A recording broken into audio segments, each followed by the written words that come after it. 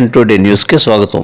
విద్యుత్ సంస్కరణల దోపిడీ నివారించాలని ఉమ్మడి రాష్ట్రంలో 24 సంవత్సరాల క్రితం చంద్రబాబు పాలనలో విద్యుత్ సంస్కరణలకు వ్యతిరేకంగా పోరాడి అసూలు బాసిన విష్ణువర్ధన్ రెడ్డి, రామకృష్ణ, బాలస్వామిలకు 10 వామపక్ష పార్టీల ఆధ్వర్యంలో విజయవాడ బాలచౌ భవన్లో నివాళులు అర్పించినట్టు సిపిఐ ఎంఎల్ లిబరేషన్ రాష్ట్ర కార్యవర్గ సభ్యులు డి హరినాథ్ తెలియజేశారు.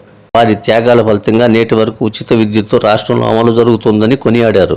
మోడీ ప్రభుత్వం విద్యుత్ సంస్కరణలను చేపట్టాలని చూస్తే భారతదేశ వ్యాప్తంగా రైతాంగం తిరుగుబాటు చేయడం ద్వారా వెనక్కి తగ్గారని, దొడ్డిదారిన మరలా తీసుకొచ్చే ప్రయత్నాలను చేస్తున్నారని హరినాథ్ విమర్శించారు. కేంద్రంలో చట్టం కాకముందే రాష్ట్రంలో 22 జీవో తెచ్చి జగన్మోహన్ రెడ్డి వ్యవసాయ పంపు చెట్లకు స్మార్ట్ మీటర్లు పెట్టేందుకు సిద్ధమైతే అనంతపురం, కర్నూలు రైతాంగం ప్రతిఘటించారని హరినాథ్ గుర్తు చేశారు. ఇప్పటి ఉమ్మడి ప్రభుత్వం మరలా సర్ఛార్జీల పేరుతో, యూజర్ ఛార్జీల పేరుతో విద్యుత్ ఛార్జీలు పెంచేందుకు సిద్ధమయ్యారని, పెంచిన విద్యుత్ ఛార్జీలను ఉపసంహరించుకునే వరకు ఆందోళన కొనసాగిస్తామని, స్మార్ట్ మీటర్లు గృహ అవసరాలకు, వ్యవసాయానికి బిగించవద్దని హరినాథ్ హెచ్చరించారు. నీతి ఆయోగ్ సమావేశంలో చర్చించిన విజన్ 2047 పేరుతో మరల చంద్రబాబు వరల్డ్ బ్యాంక్ ఏజెంట్గా పాలన కొనసాగిస్తే 10 వామపక్షాలు వ్యతిరేకిస్తాయని హెచ్చరించారు. ప్రధానంగా ఈ రోజున ఏదైతే ఆనాడు బషీర్బాగు కాల్పులకి ప్రత్యక్ష బాధ్యుడైన చంద్రబాబు మళ్ళీ తిరిగి అధికారంలో రావటం జరిగింది. దురదృష్టం ఏమిటంటే కేంద్రంలో విద్యుత్ సంస్కరణలు తీసుకొస్తే అక్కడ చట్టం ఒక పెద్ద ఎత్తున రైతాంగ ఉద్యమం జరిగింది. దేశ ప్రధానిని కూడా వచ్చి బహిరంగ క్షమాపణ చెప్పుకునే పరిస్థితులు అక్కడ కనిపిస్తే, అక్కడ కేంద్రంలో చట్టం కాకముందే రాష్ట్రంలో 22 జీవో తీసుకొచ్చి ఆనాడు జగన్ ఏదైతే ఉందో రాష్ట్రంలో విద్యుత్ సంస్కరణలు చేపట్టాను ఆయన ప్రయత్నం చేశాడు.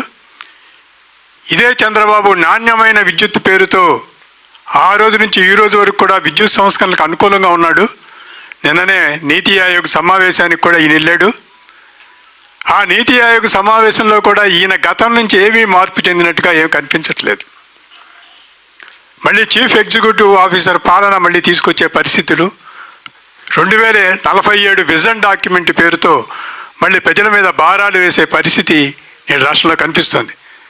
ఇంద్రబాబు చెప్పినట్టుగా ఈ రోజున స్మార్ట్ మీటర్ల పేరుతో ఆదాని లాంటి సంస్థలకి ఊడిగం చేసే విధానాలు, మరి ఆ రోజు కాంట్రాక్ట్కి ఇచ్చిన షిరిడి సాయిబాబా లాంటి వాళ్ళకి తిరిగి ఇచ్చే పరిస్థితులు చంద్రబాబు విధానాలకు వ్యతిరేకంగా మళ్ళీ ఆ రోజున బషీర్బాగులో ఏదైతే కాల్పులకు వ్యతిరేకంగా మరి 9 వామపక్షాలు పెద్ద ఎత్తున ఆందోళన చేసినాయో, ఈరోజు రాష్ట్రంలో జరుగుతున్న విద్యుత్ సంస్కరణలకి, అలానే అనేక వరల్డ్ బ్యాంకు ఆదేశాలతో మళ్ళీ తిరిగి రాష్ట్రంలో మరి అటు ఆటవిక పాలన కొనసాగిస్తాలని అనుకుంటున్న బాబు విధానాలకు వ్యతిరేకంగా మనం మళ్ళీ ఉద్యమించాల్సిన అవసరాలు ఉన్నాయి.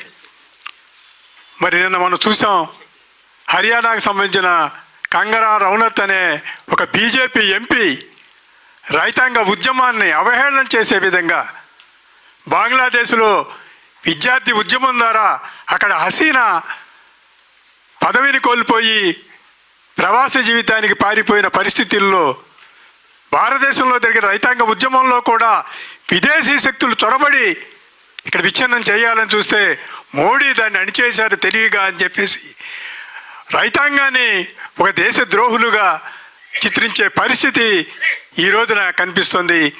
ఈ రోజున మేధావుల మీద మరి లాంటి చట్టాలు తీసుకొచ్చి అణిచివేసే ధోరణులకి మరి ప్రత్యక్షంగా మోడీతో ఇక్కడ చేతులు కలిపిన పాలకులు మతోన్మాద ఫాసిస్టు శక్తులకు అనుకూలంగా ఇక్కడ ప్రజా ఉద్యమాల మీద జరుగుతున్న అణిచివేతలకు వ్యతిరేకంగా మరి జరుగుతున్న ఉద్యమంలో కూడా మనందరం ఆ రోజున బషీర్బాగు కాల్పులకు వ్యతిరేకంగా, విద్యుత్ సంస్కరణలకు వ్యతిరేకంగా ఎలా ఐక్య ఉద్యమం చేశామో అలానే ఇక్కడ కూడా మళ్ళీ తిరిగి మరి ఉద్యమం చేపట్టాల్సిన అవసరం ఉంది. దాంట్లో మేము భాగస్వాములు అవుతామని చెప్తూ నాకు అవకాశానికి ధన్యవాదాలు తెలియజేస్తున్నాను.